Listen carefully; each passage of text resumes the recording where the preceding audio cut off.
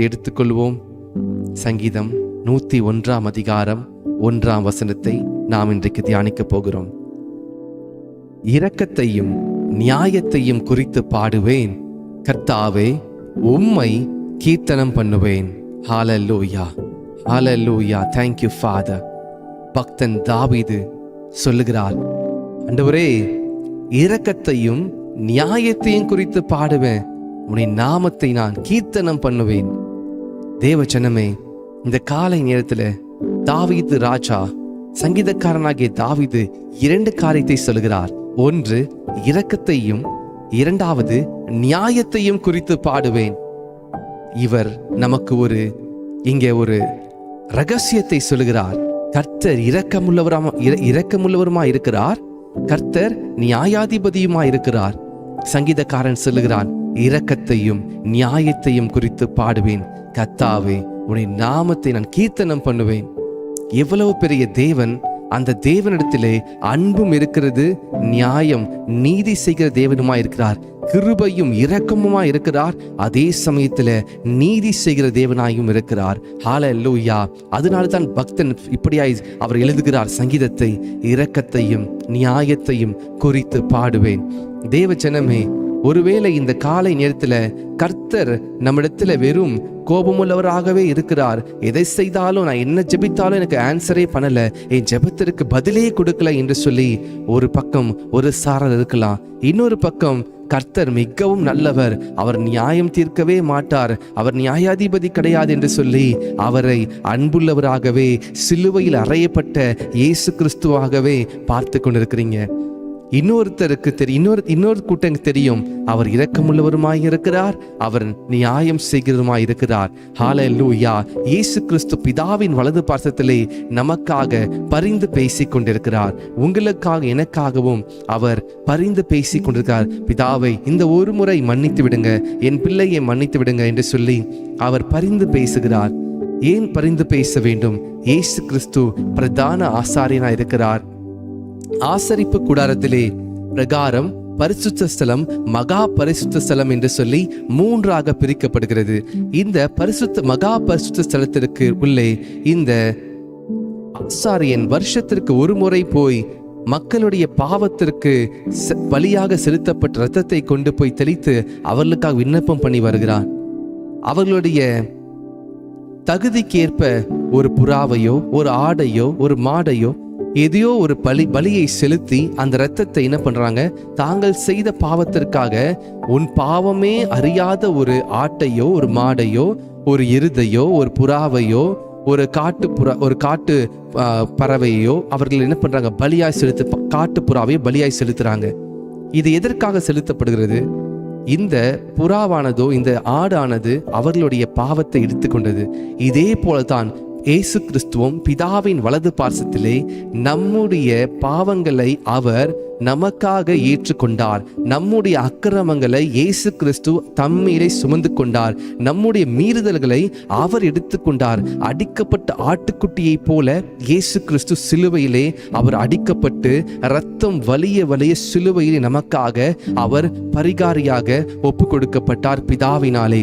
இப்பொழுது பிதாவானவர் இயேசு கிறிஸ்துவின் இரத்தத்தை பார்க்கும் போதெல்லாம் என் மகனுக்காக, என் மகளுக்காக, என் மகன் இயேசு கிறிஸ்து, கர்த்தரா இயேசு கிறிஸ்து சிலுவையிலே மரித்தார் என்பதை அவர் பார்ப்பதினாலே நம்மீது அவர் நியாயத்தை தீர்க்காமல் இருக்கிறார். நாம் செய்கிற அக்கிரமங்களுக்கு தக்கதாக நமக்கு தண்டியாமல் நம்மை மட்டாய் தண்டித்து கிருபையினாலும் இரக்கத்தினாலும் முடிசூட்டி கொண்டிருக்கிறார். நாம் கர்த்தருடைய சமூகத்திலே போகும்போதெல்லாம் ஆண்டவரே என்னை மன்னியும் என்று சொல்லும் பொழுது பிதாவானவர் உங்களை பாராமல் இயேசு கிறிஸ்து வழியாக உங்களை பார்க்கிறார். Through the Lord Jesus Christ, our Father sees you, and when He sees the blood of Jesus, the Father God forgives our sins. இயேசு கிறிஸ்துவின் மூலமாக நம்மை பார்ப்பதினாலே, இயேசு கிறிஸ்துவின் இரத்தமானது நமக்காக பரிந்து பேசிக் கொண்டிருப்பதினாலே பிதாவானவர் நம்மை மன்னிக்கிறார். ஹல்லேலூயா. நீங்களும் நானும் எல்லாரும் பாவம் செய்து தேவ மகிமை அற்றவர்களாக என்று வேத வசனம் சொல்லியிருக்கிறது. இந்த மனுக்குலமானது எல்லாரும் பாவம் செய்தார்கள். பாவம் செய்யாத மனிதர்கள் இந்த பூமியிலே கிடையாது. ஆதாம் நிமித்தமாக, ஏவாள் நிமித்தமாக இந்த பூமியிலே மனிதர்கள் உருவாகினார்கள். இந்த மனிதர்கள் பாவத்தினாலே, அவர்கள் கற்பம் தரித்ததினாலே, பாவத்தோடு அவர்கள் இந்த பூமியிலே மனிதர்கள் பிறந்ததினாலே, ஒவ்வொரு மனிதனுக்குள்ளும் பிறக்கும் போதே பாவம் அவனுக்குள்ளே இருக்கிறது.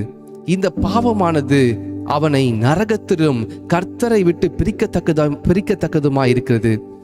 சங்கீதக்காரனாகிய தாவீது சொல்லுகிறார், இரக்கத்தையும் நியாயத்தையும், இரக்கம் என்று சொன்னால் மரண தண்டனைக்காக வைக்கப்பட்ட ஒரு கைதியை அவனுக்கு மரண தண்டனை விதிக்காமல் அவனுக்கு மனம் இறங்கி அவனை விடுதலையாக்குறாங்க பாருங்க. அதுதான் இரக்கம். இரக்கம் என்று சொல்வது அவனுக்கு மனம் இறங்கி அவனை காப்பாற்றுவது. ஒரு நாள் ஒரு வழிப்போக்கன் பயங்கரமாக அடிக்கப்பட்டு துன்புறுத்தப்பட்டு அவனிடத்திலிருந்து எல்லா விதமான காரியங்களையும் எடுத்துக்கொண்டு அவனை குற்றுயிரும் குலையுருமாய் போற்றுவிட்டு போய்விட்டார்கள். அந்த வழியாய் வந்த 2 பேர் கடந்து போயிட்டாங்க, பார்த்தும் பார்க்காததை போல. ஆனால் நல்ல சமாரியன் ஒருவன் வந்தான். அவன் தன்னுடைய கழுதையின் மீது அவனை ஏற்றி அவனுடைய காயங்களை எல்லாம் கட்டி அவனுக்கு நல்ல ஃபர்ஸ்ட் கிளாஸ் ட்ரீட்மெண்ட் கொடுப்பதற்காக சத்திரத்திலே கொண்டு போய் அவனை ஒரு மருத்துவர் இடத்துல வைத்து, ஐயா, இந்த மனிதனுக்கு நீங்க ட்ரீட்மெண்ட் கொடுங்க, இந்தாங்க பணம், இந்த மனிதனுக்கு நீங்க செய்ய வேண்டியதுதான், எல்லாம் செய்யுங்க, பெஸ்ட் ட்ரீட்மெண்ட் கொடுங்க, நான் வரும்போது இன்னும் ஏதாவது தேவைப்பட்டால் நான் கொடுக்கிறேன். இப்படிதாங்க இயேசு கிறிஸ்து நல்ல சமாரியனாக நமக்காக சிலுவையிலே நாம் நரகத்திற்கு போவதை குற்றுயிரும் குலையுயிருமா இருக்கும் பொழுது நம்மை பார்த்து பார்க்காதவர் போல போகாமல் நமக்காக பரலோகத்திலிருந்து பூமிக்கு இறங்கி வந்தார். நமக்காக அழகான ஸ்தலத்தை விட்டு இந்த சாபமான பூமியிலே அவர் காலடி எடுத்து வைத்தார். குழந்தையாக நமக்காக அவர் பிறந்து, நமக்காக அவர் சிலுவையையும் சுமந்து, நமக்காக மீண்டும் வரவும் போகிறார். இப்படிப்பட்ட இயேசு கிறிஸ்து அவர் இரக்கமுள்ளவராய் இருக்கிறார். தாவீது பாடுகிற இந்த பாடலை ஒரு விசையாக நாம் சேர்ந்து படிக்கலாம். இரக்கத்தையும் நியாயத்தையும் குறித்து பாடுவேன், கர்த்தாவே உம்மை கீர்த்தனம் பண்ணுவேன். நியாயம் முதலாவதாக இரக்கத்தை பற்றி பார்த்தோம். இரண்டாவதாக நியாயத்தை பற்றி பார்ப்போம். தேவன் நீதி உள்ள நியாயாதிபதியா இருக்கிறாரே, அப்பொழுது பாவம் செய்த மனிதன் அவன் ஆக்கினைக்குள்ளாக தீர்க்கப்பட வேண்டுமே. தேவ தூதர்கள் பிதாவிற்கும் விரோதமாக அவர் கலகம் பண்ணின பொழுது, வானத்தில் தேவனுக்கு விரோதமாய் கலகம் பண்ணின பொழுது அவர்களை தேவன் நியாயம் தீர்த்து அவர்களை தள்ளிவிட்டாரே. 1/3 தூதர்களும் அவன் தலைவனும் தள்ளப்பட்டானே. ஆனால் இந்த மனிதன் மாத்திரம் ஏன் மனிதனுக்கு நியாயம் தீர்க்கப்படவில்லை என்று சொல்லி ஒரு கேள்வி நமக்குள்ளே வரலாம். தேவ ஜனமே, பிதாவானவர் நியாயாதிபதியா இருக்கிறார், நீதி உள்ள நியாயாதிபதி. அதனால தான் தம்முடைய குமாரனாகிய இயேசு கிறிஸ்துவை அவர் அடிக்க சித்தமாகி அவரை எல்லா விதமான சித்திரவாதைகளையும் இயேசு கிறிஸ்து அனுபவித்தார். ஒரு பாவமும் அறியாத, ஒரு அக்கிரமமும் செய்யாத, ஒரு தவறும் செய்யாத இயேசு கிறிஸ்து உங்களுக்காக எனக்காகவும் பாவமாக்கப்பட்டார். இதுல பெரிய ஒரு ஆச்சரியமான விஷயம் என்ன தெரியுமா? பாவமாக்கப்பட்டதும் அல்லாமல் பிதாவை விட்டு பிரித்தெடுக்கப்பட்டார். இயேசு கிறிஸ்து சிலுவையிலே சொல்கிறார், என் தேவனே, என் தேவனே, ஏன் என்னை கைவிட்டீர் என்று சொல்லி உரத்த சத்தமாய் அழுகிறார். இதுவரைக்கும் உலகம் தோன்றுவதற்கு முன்பாக, உலகமே உருவாவதற்கு முன்பாக இயேசு கிறிஸ்துவும் பிதாவும் பரிசுத்தாவியும் ஒன்றாய் இருந்தார்கள். ஆனால் சிலுவையின் கோரமானது, சிலுவையின் மரணமானது பிதாவை பிரித்தது. இயேசுவினிடத்திலிருந்து இயேசு கிறிஸ்து பட்ட அடிகளும் இயேசு கிறிஸ்து பட்ட அவமானங்களை விட பிதாவை விட்டு பிரிந்த அந்த தருணம் அவரை அசைத்தது, அவரை உலுக்கி போட்டது, அவரை அழுக வைத்தது, கதற வைத்தது. பரலோகமே ஸ்தம்பித்து போயிருக்கும். ஆதி முதலாய் ஒன்றாய் இருந்த திரியேக தேவன் இப்பொழுது பிதாவானவர் இயேசு கிறிஸ்துவை பார்க்க முடியாதபடிக்கு, தம்முடைய குமாரனை பார்க்க முடியாதபடிக்கு அவர் திரும்பி விடுகிறார், அதாவது பிரிந்து விடுகிறார். தம்முடைய ஜீவனை இயேசு கிறிஸ்து பிதாவினிடத்திலே ஒப்புக் கொடுத்து அவர் மரிக்கிறார். தேவச்சனமே, இந்த இடத்துல இரக்கமும் இருக்கு, நியாயமும் இருக்கு. பிதாவானவர் நியாயாதிபதி இருப்பதினாலே நான் பட வேண்டிய அந்த பாடுகளை தம்முடைய பிள்ளை மேலேயே, தம்முடைய குமாரனாகிய இயேசு கிறிஸ்துவின் மீதே அதை செலுத்தினாலே அவர் நியாயாதிபதியா இருக்கிறார். அந்த பாவங்களை எல்லாம், என்னுடைய பாவங்களை எல்லாம் இயேசு கிறிஸ்து மேலே சுமத்தி இயேசு கிறிஸ்து மரித்தால், அவரிடத்திலே பாவம் இல்லாததினாலே, குற்றமற்ற ரத்தம் சிந்தப்படுவதனாலே இயேசு கிறிஸ்து மறுபடியும் 3ஆம் நாள் உயிரோடு எழுந்திருப்பார். ஆனால் என் பிள்ளைகளோ அவர்கள் நரகத்திற்குள்ளே போனால், அவர்கள் இயேசுவை அறியாமல் இந்த இரட்சிப்பை பெறாமல் போய்விட்டார் என்று சொன்னால் மறுபடியும் அவர்களுக்கு உயிரோடு எழும்ப முடியாது என்பதை அறிந்த பிதாவானவர் இயேசு கிறிஸ்துவை நமக்காய் கொடுத்ததினாலே அவர் இரக்கமுள்ளவராய் இருக்கிறார். அவரிடத்தில் 2 இருக்கிறது. ஒரு காயின் எடுத்துக்கோங்க, ஒரு நாணயத்திற்கு 2 முகங்கள் இருக்கிறது, ஹெட் அண்ட் டைல்ஸ். ஒன்று தலை, இன்னொன்று பூ. பிதாவானவர் இரக்கமுள்ளவராய் இருக்கிறார், நியாயாதிபதியுமாய் இருக்கிறார். தாவீது பாடுகிறார், இரக்கத்தையும் நியாயத்தையும் குறித்து பாடுவேன், கர்த்தாவே உம்மை கீர்த்தனம் பண்ணுவேன். எவ்வளவு உணர்ந்து தாவீது பாடியிருக்க வேண்டும். எத்தனையோ முறை நாம் இந்த சங்கீதங்களை படித்திருக்கிறோம் அல்லவா? எத்தனை முறை நாம் சின்ன வயதிலிருந்து படிச்சிருப்போம். இதை நாம் இவ்வளவு தியானித்திருக்கிறோமா? இந்த நாளிலே ஆவியானவர் நம்மிடத்திலே ஆழமான சத்தியத்தை பேசிக் கொண்டிருக்கிறார். நம்மோடு கூட அவர் பேசிக் கொண்டிருக்கிறார். தேவஜனமே, நோவா என்கிறதான நீதிமான் வாழ்ந்து கொண்டிருந்தார். பழைய ஏற்பாட்டு புஸ்தகத்திலே, பழைய ஏற்பாட்டிலே ஆதியாகமத்திலே நீங்கள் படித்து பார்த்தால் தெரியும், நோவா தன்னுடைய ஜனத்திலே நீதிமானா இருந்தான். ஆனால் மற்ற ஜனங்கள் எல்லாரும் பாவிகளும் கர்த்தருக்கு விரோதமாக அக்கிரமக்காரருமாய் இருக்கிறார்கள். இப்பொழுது பிதாவானவர் நியாயம் தீர்க்க வேண்டும். நியாயம் தீர்ப்பதற்கு அவர் முழு உலகத்தையும் அவர் அழித்து விடுவாரா? இல்ல, அவர் இரக்கமுள்ளவருமாய் இருக்கிறார், நியாயாதிபதியுமா இருக்கிறார், நியாயம் சீக்கிரமா இருக்கிறார். இப்பொழுது இரக்கம் என்ன தெரியுமா பண்ணுகிறது? ஒரே ஒரு மனிதன் நோவாவும் அவன் குடும்பத்தாரையும் காப்பாற்றுவதற்காக நீ ஒரு பேழையை உருவாக்கு என்று சொல்கிறார். யாரிடத்துல சொல்கிறார்? நோவாவிடத்திலே சொல்கிறார். தேவச்சனமே, ஒரு பேழையை உருவாக்குவதற்கு என்ன காரணம் தெரியுமா? ஒரு நோவாவிற்காக முழு உலகத்தில் இருக்கிற எல்லா உயிரினங்களையும் காப்பாற்றப்படுகிறது. இதுவே அந்த நோவா மாத்திரம் கர்த்தருக்கு முன்பாக நீதிமானா இல்லாதிருந்தால் முழு உலகத்தையும் கர்த்தர் ஜலத்தினால் அழித்திருப்பார். முழு உலகமும், பூமியானது தண்ணீரால் மூடப்பட்டிருக்கும். இந்த பூமியானது 3 பங்கு ஜலமாயும் 1 பங்கு நிலமாயும் இருக்கிறது. அதாவது 1/3 is land and 3/4 is water. ஃபுல்லா வாட்டர் பாடிஸால கவர் ஆகிருக்குது. எங்க பார்த்தாலும் ஓஷன்ஸ். நம்ம இந்தியாவை சுற்றிலும் பார்த்தா ஓஷன்ஸ் தான் இருக்கு. ஹல்லேலூயா. இந்த பூமியானது 3 மடங்கு தண்ணீரால் இருக்கிறது, 1 மடங்கு தான் நிலமா இருக்கிறது. இப்பொழுது கர்த்தர் நீதி செய்கிற தேவன், அவர் நீதி செய்ய வேண்டும். ஆனாலும் அவர் இரக்கமுள்ளவராய் இருப்பதினாலே நோவாவை அவர் காப்பாற்ற வேண்டும். What a mighty God we serve. தேவ ஜனமே, இன்னைக்கு நீங்களும் நானும் ஏன் தரமா காப்பாற்றப்பட்டு கொண்டிருக்கிறோம்? நாம் நீதிமானா இருப்பதினாலா? இல்ல, தேவனுடைய இரக்கத்தினாலே, இயேசு கிறிஸ்து நீதிமானாய் வாழ்ந்ததினாலே, இயேசு கிறிஸ்து இந்த பூமியிலே நீதிமானாய் நல்லவராக பரிசுத்தமாய் வாழ்ந்ததினாலே, பிதாவின் சித்தத்தை கீழ்ப்படிந்ததினாலே நோவாவின் நிமித்தம் இந்த பூமி காப்பாற்றப்பட்டது போல இயேசு கிறிஸ்துவின் நிமித்தம், இயேசு கிறிஸ்து என்னும் பேழைக்குள்ளே வந்து அடைகிற ஒவ்வொருத்தரின் நிமித்தம் இந்த பூமியானது காக்கப்பட்டு கொண்டிருக்கிறது. அன்றைக்கு நோவாவை பார்த்து கர்த்தர் சொல்கிறார், நோவா, நீ ஒரு பேழை உண்டு பண்ணு, 300 அடி நீளமும் 30 அடி உயரமுமா இருக்கிற, 60 அடி உயரம் 30 அடி அகலமா இருக்கிற அந்த பேழையை செய் என்று சொல்கிறார். பேழையானது எதற்கு அடையாளமாக இருக்கிறது தெரியுமா? பாதுகாப்புக்கு அடையாளமாக இருக்கிறது. பெருவெள்ளம் வருகிறது, பயங்கரமான வெள்ளம், பயங்கரமான மதகுகள் திறக்கப்பட்டு, வானத்தின் மதகுகள் திறக்கப்பட்டு மழை சாதாரணமாய் பெய்யவில்லை. 40 நாள் இரவும் பகலும் மழை பெய்கிறது. பூமியின் ஊற்றுகள் எல்லாம் பிளக்கப்படுகிறது. யோசித்து பாருங்க, 3 மடங்கு தண்ணீர் இருக்கு பூமியில.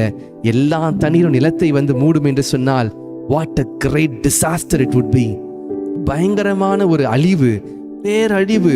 இந்த அழிவை மனிதனால் தாங்கிக் கொள்ள முடியாது. இது கர்த்தருடைய நியாயத்தீர்ப்பு. ஏன் கர்த்தருடைய நியாயத்தீர்ப்பு வந்து தெரியுமா? மனிதர்கள் பயங்கரமான அருவருக்கத்தக்க பாவங்களை செய்து கொண்டிருந்தார்கள்.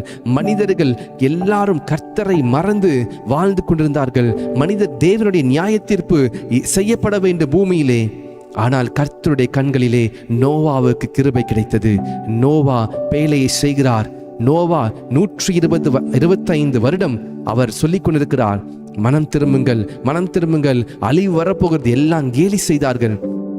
இந்த நோவாவிற்கு தெரியும் கர்த்தர் இரக்கமுள்ளவர், அதே சமயம் அவர் நியாயமுள்ள தேவன், அவர் நியாயாதிபதி. இப்பொழுது பெருமழை வந்தது. நோவாவும் குடும்பத்தாரும் விலங்குகளும் நோவாவிற்காக, இந்த எக்கோசிஸ்டமை பாதுகாப்பதற்காக விலங்குகளையும் கர்த்தர் பாதுகாக்கிறார். யோசித்து பாருங்க, நோவாவை மாத்திரம் பாதுகாத்துட்டு விலங்குலாம் பாதுகாக்கலனா எப்படி இந்த எர்த்தோட எக்கோசிஸ்டம் உயிரோடு இருக்கும்? This earth belongs to not only for man. மனிதர்களுக்கு மாத்திரம் இந்த உலகம் கிடையாது, அனிமல்ஸ்க்கும் மற்ற விலங்குகளுக்கும் இந்த உலகம் இருக்கு. மற்ற விலங்குகள் இந்த பூமியில் இல்லைன்னா எக்கோசிஸ்டம் இல்லாம மனுஷன் உயிரோடு இருக்க முடியாது. ஒரு தேனி எடுத்துக்கோங்க, தேனி அதோடைய வேலையை செய்யலனா மகரந்த சேர்க்கை இருக்காது, பாலினேஷன் இருக்காது, எந்த ஃப்ரூட்ஸும் வராது. Everything is interdependent. பாருங்க, ஒரு நோவாவுக்காக கர்த்தர் கிளீன்ட் அனிமல், சுத்தமான விலங்குகளை கர்த்தர் ஜோடி ஜோடியாக ஆணும் பெண்ணுமாய் சேர்த்து கொள்கிறார் பேழைக்குள்ள. உங்களுக்காக எனக்காகவும் கர்த்தராகி இயேசு கிறிஸ்து சிலுவையில மரித்ததினாலே இந்த பூமி காக்கப்பட்டு கொண்டிருக்கிறது. இரண்டாவதாக சோதம் குமாரா என்கிறதான ஒரு பட்டணத்தை குறித்து நாம் பார்க்கலாம். சோதம் குமாரா என்று சொல்வது ஆபிரகாம் லோத்து என்கிறதான 2 பேரும் வாழ்ந்து கொண்டிருக்கிறார்கள் கானான் தேச பகுதியிலே. அந்த வனாந்தரத்திலே வாழ்ந்து கொண்டிருக்கும் பொழுது லோத்துவுக்கும் ஆபிரகாமினுடைய வேலைக்காரர்களுக்கும் ஒரு சண்டை வருகிறது. யார் இந்த இடத்துல போய் தன்னுடைய ஆடுகளுக்கு அவர்கள் உணவளிக்கணும், இந்த இடத்துல பச்சையான இடங்க எனக்கு தான் வேணும்னு சொல்லி 2 பேருக்கு சண்டை வரும்பொழுது ஆபிரகாம் சொல்லுகிறார் லோத்தை பார்த்து, லோத்து நீ வலதுபுறம் போனா நான் இடதுபுறம் போறேன், நீ இடதுபுறம் போனா நான் வலதுபுறம் போறேன் என்று சொல்லும் பொழுது லோத்து ஏறெடுத்து பார்க்கும் பொழுது பச்சை பசியாக யோர்தானுக்கு அருகே இருக்கிறதான சோதம் குமாராவை பார்த்து அந்த இடத்திற்கு போகிறார். ஆனால் ஆபிரகாமோ அவர் இங்கே தங்கி விடுகிறார். இப்பொழுது சோதம் குமாரா பட்டணமானது அருவருக்கத்தக்க ஓரினை சேர்த்திகளை செய்து கொண்டிருக்கிறதான அருவருக்கத்தக்க பாவங்களை செய்து கொண்டிருக்கிறார்கள்.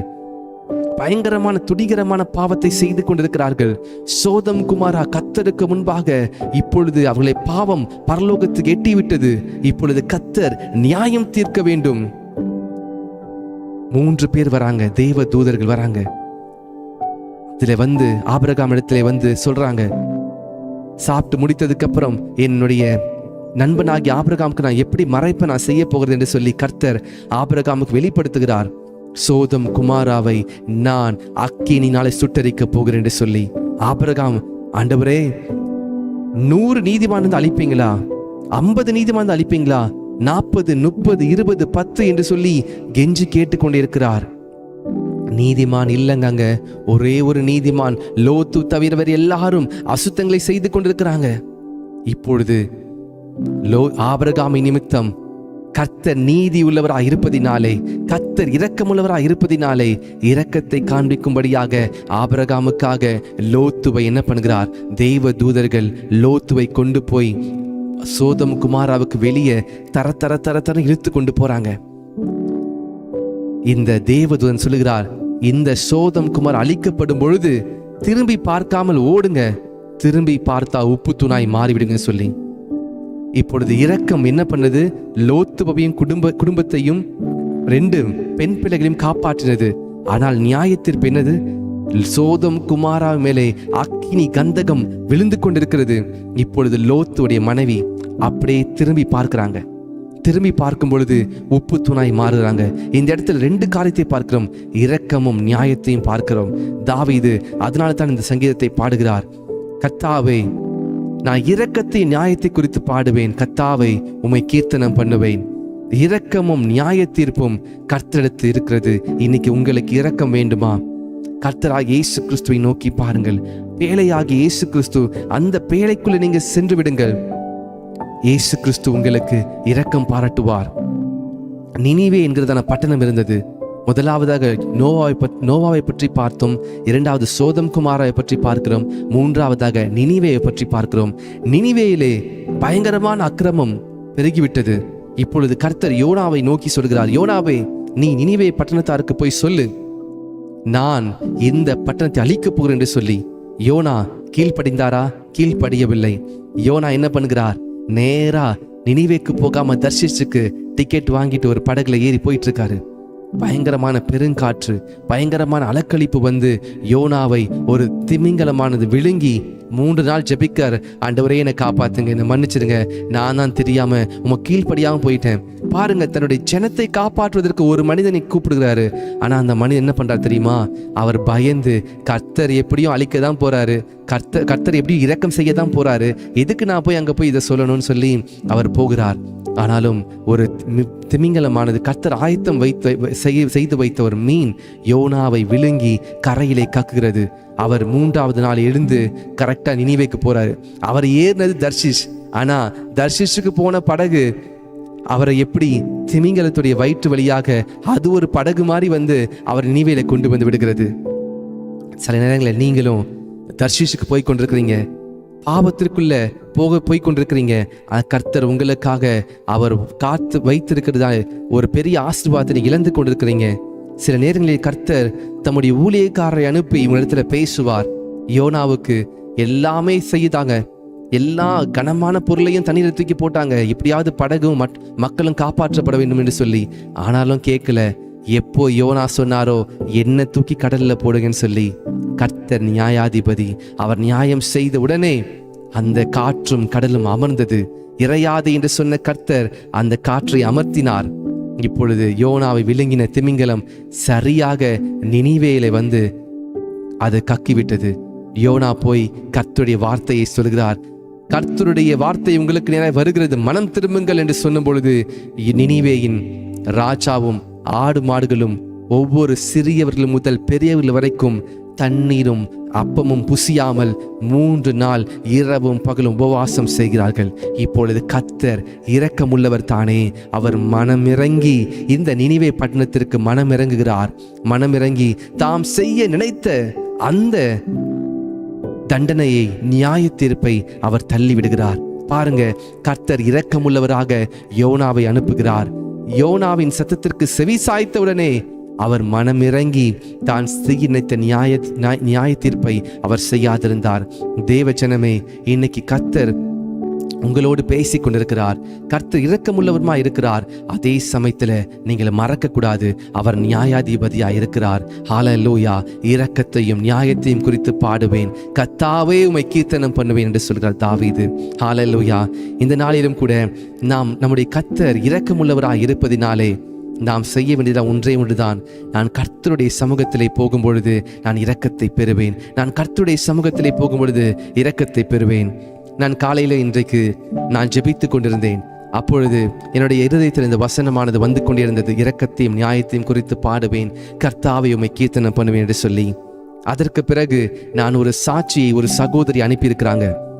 அந்த சாட்சியை நான் உங்களுக்காக சொல்ல விரும்புகிறேன். நம்முடைய தேவன் எப்படி இரக்கமுள்ள தேவன், நம்முடைய தேவன் எப்படி அவர் பதில் கொடுக்கிற தேவன் என்று சொல்லி நான் உங்களுக்கு அந்த சாட்சியை படிக்க விரும்புகிறேன். ஹல்லேலூயா. ஒரு சகோதரி, அந்த சாட்சியை படித்தால் நேரம் பத்தாது. ஒரு சகோதரி அனுப்பியிருக்கிறாங்க. ஒரு சகோதரியுடைய தாயார் இந்த ஜெபத்திலே வந்து கலந்து கொள்வாங்களாம். அப்பொழுது அந்த தாயார் சொன்னாங்களா அவங்க மகள் இடத்துல, நான் இந்த ஜெபத்தில் கலந்து கொண்டிருக்கேன், நீ வந்து கலந்து கொள் என்று சொன்னாங்களாம். அந்த தாயாருடைய மகள் கடந்த 10 மாதங்களாக வேலை இல்லாத இருக்கிறாங்க. அநேக இன்டர்வியூஸ்லாம் போய் வேலை கிடைக்கல அவங்களுக்கு.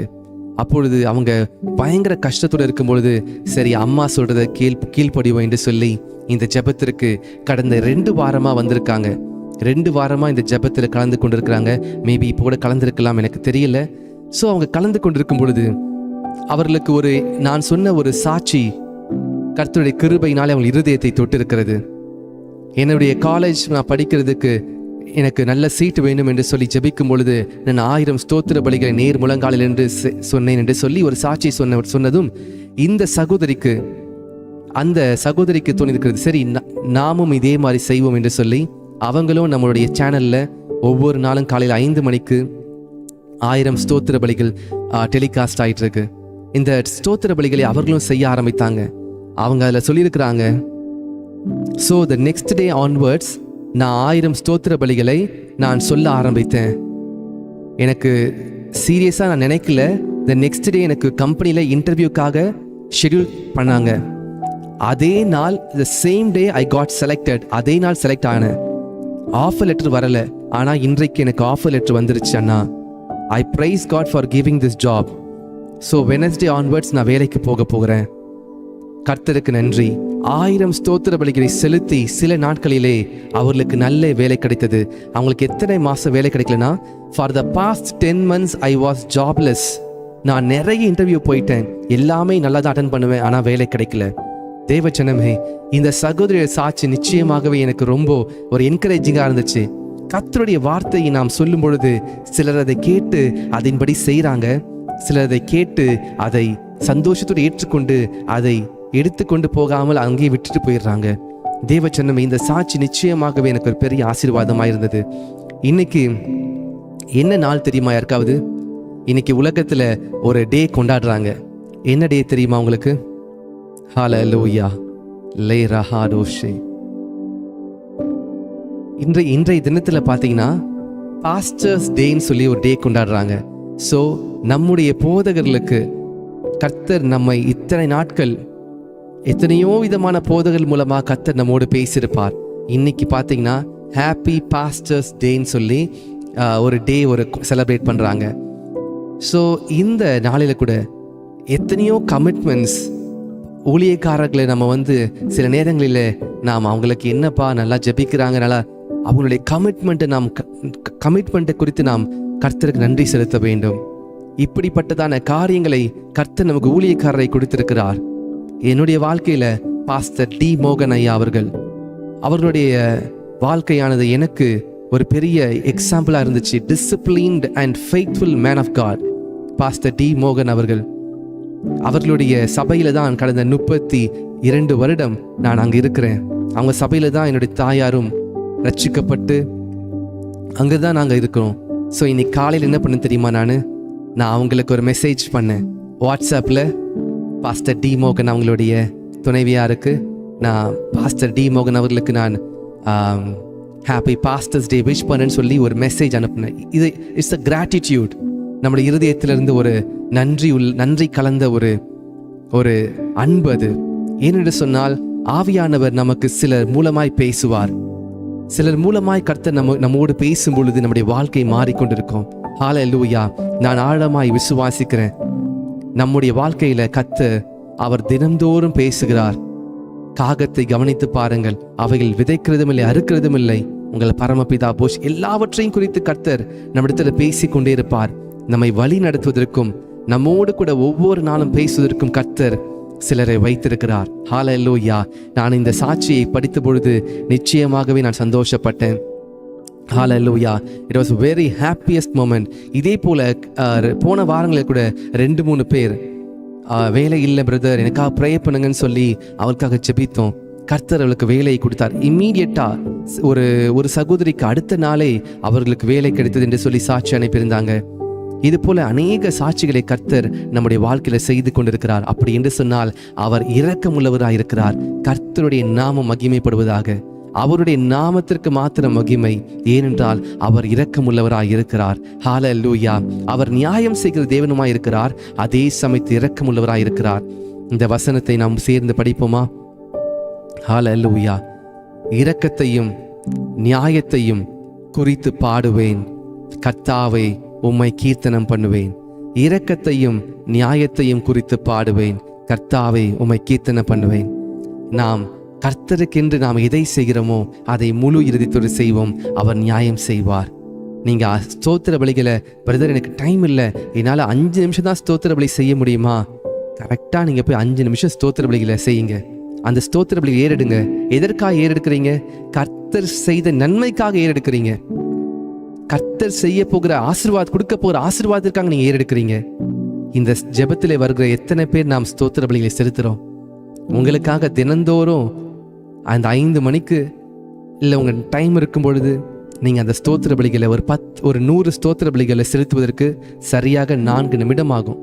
நாம் அந்த 4 நிமிடத்தை தினந்தோறும் நம்ம உண்மையாய் செய்து பார்ப்போமே. செய்து பார்க்கும்போது நிச்சயமாய் கர்த்தர் நமக்கு பலன் தருவார். ஹல்லேலூயா. நாம் கண்களை மூடி ஜெபிக்கலாமா? பிரதர், கர்த்தர் என்னோடு கூட பேசினார் இந்த வார்த்தையை கொண்டு. God spoke to me. கர்த்தர் என்னோடு பேசினார், இது எனக்கான வார்த்தை. கர்த்தர் என்னை பலப்படுத்தினார், என்னை தைரியப்படுத்தி இருக்கிறார் என்று சொல்கிறவர்கள் யாராவது இருப்பீங்கன்னா நீங்க காமெண்ட்ல தெரியப்படுத்துங்க. நான் உங்களுக்காக ஜெபிக்கிறேன். ஒருவேளை நீங்கள் புதிதாய் வந்திருப்பீங்கன்னா நான் உங்களை வாழ்த்தி வரவேற்கிறேன். Thank you for joining this prayer. கர்த்தர் நல்லவர். ஹல்லேலூயா. சிஸ்டர் ஷீலா ஃப்ளோரன்ஸ் முதல் முறையாக நீங்கள் ஜாயின் பண்ணியிருக்கீங்கன்னு நினைக்கிறேன். God bless you. Brother David John, God bless you. Hallelujah, hallelujah. Sister Somasri Geetha, sister Marian Samuel, brother Kumar, thank you, thank you, thank you. God bless you. Sister Padmavathi, sister Rithika, sister Jamuna. நாம் ஜெபிப்போமா? கண்களை மூடி ஜெபிக்கலாமா? இந்த வார்த்தையை நீங்கள் கேட்டுக்கொண்டிருந்தீங்க. ஒருவேளை கர்த்தர் எனக்கு இரக்கம் செய்யவில்லை நினைக்கிறீங்களா? கர்த்தரை ஜெபத்திற்கு செவி கொடுத்து நினைக்கிறீங்களா? உங்கள் ஜெபத்தை கர்த்தர் கேட்டுக்கொண்டிருக்கிறார். இன்னும் மாற வேண்டிய காரியங்கள் ஏதாவது இருக்குமா என்று சொல்லி ஆராய்ந்து பாருங்க. இயேசு கிறிஸ்து சிலுவையிலே பட்ட பாடுகள் உங்களுக்காக தான், எனக்காகத்தான். நான் மறிக்க வேண்டிய இடத்துல, நான் அவமானப்பட வேண்டிய இடத்துல அவர் எல்லாவற்றையும் பட்டு நமக்காக இரக்கம் செய்தார். வலது புறத்தில் ஒரு கல்லன் சொல்றான், ஒரு பாவம் அறியாத இவர் நமக்காக பாவமாகிறார் என்று சொல்லி. நாம் செய்த பாவத்தின் நிமித்தம் நாம் கஷ்டப்படுறோம், இவர் ஒண்ணுமே செய்யலன்னு சொல்லும் பொழுது இயேசு கிறிஸ்து தம்முடைய இரக்கத்தை காண்பிக்கிறார். He showed his mercy and kindness towards the person who has crucified next to Jesus. இன்று என்னோடு நீ பரதேசில் இருப்பாய் என்று சொல்கிறார். தேவஜனமே, அத்தகைய இரக்கம் உள்ளவர். நாம் கண்களை மூடி ஜெபிக்கலாம். பரலோக பிதாவே, வானத்தையும் பூமியும் சிருஷ்டித்தவரே, வானம் உமது சிங்காசனம், பூமி உமது பாதப்படி. வானத்திற்கீழும் பூமிக்கும் மேலும் நாங்கள் ரட்சிக்கப்படுவதற்கு வேறொரு நாமம் இல்லையே. உமாலை எல்லாம் கூடும் ஆண்டவரே. உமால் செய்யக்கூடாத காரியம் ஒன்றுமே இல்லை. இரக்கத்தையும் நியாயத்தையும் குறித்து பாடுவேன். கர்த்தாவே, உம்மை கீர்த்தனம் பண்ணுவேன். இருதயத்தின் ஆழத்திலிருந்து உம்மை கீர்த்தனம் பண்ண உதவி செய்யுங்க. உமக்கு ஸ்தோத்திர பலிகளை முழு இருதயத்தோடு செய்ய வேண்டும் என்று கடமைக்காக செய்யாமல், முழு இருதயத்தோடு கர்த்தர் எனக்கு நன்மை செய்தால் கர்த்தர் எனக்கு நன்மை செய்வார் என்று சொல்லி விசுவாசத்தோடு ஸ்தோத்திர பலி ஏறெடுக்க உதவி செய்யுங்கப்பா. இன்றையிலிருந்து யார் யாரெல்லாம் தீர்மானம் எடுத்தார்களோ, இன்றையிலிருந்து யார் யாரெல்லாம் கர்த்தருக்கு நான் ஸ்தோத்திர பலிகளை செய்வேன், கர்த்தருக்கு நான் கீழ்ப்படிவேன் என்று சொன்னார்களோ, அவர்களை நீ நோக்கி பார்த்ததுக்காய் நன்றியப்பா. ஆண்டவரே, இந்த நாளிலும் ஆண்டவரே, இந்த ஓய்வு நாளில நீங்க எங்களோடு பேசின இந்த வார்த்தைகளுக்காய் நன்றி செலுத்துகிறேன். கேட்ட ஒவ்வொரு வார்த்தைகளும் இருதயத்தின் ஆழத்துல பதிந்து 30, 100, 60, 100 பலன் தரட்டும் ஆண்டவரே. ஆசீர்வதிங்க. பெரிய தேவன் பெரிய காரியங்களை செய்யுங்க. தேவையோடு வந்திருக்க ஒவ்வொரு கால் ஜெபிக்கிறேன். இன்றைக்கு திருமண நாள், பிறந்த நாள் கொண்டாடுகிற ஒவ்வொரு கால் ஜெபிக்கிறேன். ஆண்டவரே, உலகமெங்கும் இந்த பாஸ்டர்ஸ் டே ஆண்டவரே, எல்லாரும் ஆண்டவரே, பாஸ்டர்கள் எத்தனையோ டெடிகேஷன்ஸ், எவ்வளோ கமிட்மெண்ட் அண்ட் ஃபெய்த்ஃபுல்னஸ், அவங்க டைமை மக்களுக்காக செலவு செய்கிறாங்க. அந்த பாஸ்டர்களுக்காக நன்றி ஆண்டவரே. நீ வைத்திருக்கிற ஆவிக்குரிய போதர்களுக்காக, ஸ்பிரிச்சுவல் ஃபாதருக்காய் நன்றி. Thank you Jesus. எங்களை நடத்துகிற போதர்களுக்காய் நன்றி செலுத்துகிற ஆண்டவரே. இதுவரை நடத்தின தேவன் இனியும் நடத்த போவதற்காய் நன்றி செலுத்துகிறேன். துதிகன மகிமை எல்லாம் ஒருவருக்கே செலுத்துகிறேன். இயேசுவின் நாமத்தில் ஜெபிக்கிறேன் நல்ல பிதாவே. ஆமேன், ஆமேன், ஆமேன். நாம் சேர்ந்து சொல்லுவோமா? என் ஆத்துமாவே கர்த்தரையே ஸ்தோத்திரி, என் முழு உள்ளமே கர்த்தருடைய பரிசுத்த நாமத்தையே ஸ்தோத்திரி. என் ஆத்துமாவே கர்த்தரையே ஸ்தோத்திரி, கர்த்தர் செய்த சகல உபகாரங்கள் மறவாதே. ஆமேன். பரமண்டலத்துக்கு நல்ல பிதாவே, உடைய நாமம் பரிசுத்தப்படுவதாக, உடைய ராஜ்யம் வருவதாக, உடைய சித்தம் பரமண்டலத்தில் செய்யப்படுவது போல பூமியிலும் செய்யப்படுவதாக. எங்களுக்கு வேண்டிய ஆகாரத்தை இன்று எங்களுக்கு தாரும். எங்கள் கடனாளிகளுக்கு நாங்கள் மன்னிக்கிறது போல எங்கள் கடன்களை எங்களுக்கு மன்னியும். நாங்கள் சோதனைக்கு உட்பட பண்ணாதபடிக்கு தீமை ரட்சித்துக் கொள்ளும். ராஜ்யமும் வல்லமையும் மகிமையும் என்றென்றைக்கும் உடையவைகளே. ஆமேன், ஆமேன், ஆமேன். ஹல்லேலூயா, ஹல்லேலூயா. God bless you. God bless you. தொடர்ந்து ஜெபியுங்கள். கர்த்தர் உங்களோடு கூட பேசியிருக்கிறார். இரக்கத்தையும் நியாயத்தையும் குறித்து பாடுவேன், கர்த்தாவையும் கீர்த்தனம் பண்ணுவேன். அவர் இரக்கமுள்ளவர், நியாயமுள்ளவர். கர்த்தர் உங்களை ஆசீர்வதிப்பாராக. Blessed Sunday. God bless you. God bless you.